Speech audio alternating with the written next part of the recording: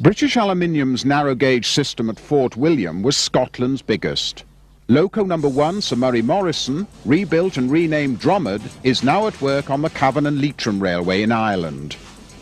Number 2, Lady Morrison, was still at work on the line from the factory to the pier on the loch when Jeff Todd and other members of the Glasgow University Railway Society visited the system in May 1957.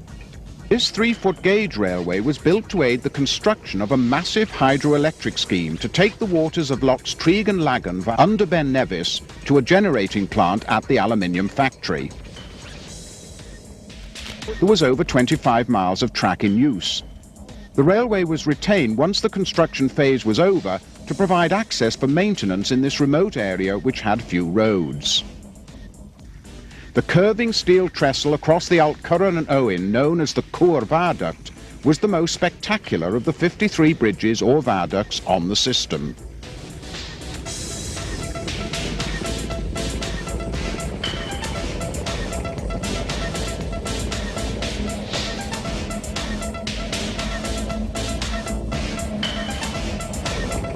The line was worked by diesel locomotives and rail cars. The Special was hauled by a Rushton diesel built in 1949 and called Lagan Dam. This machine was scrapped in 1961.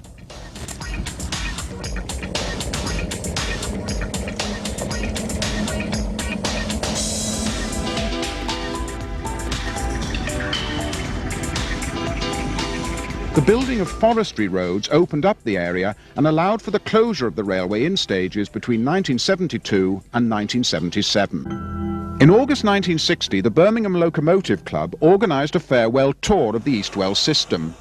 Participants took their places in ironstone tubs. Hardly first-class accommodation, but no doubt great fun. Though today one wonders if rail tour organisers would get away with such stunts.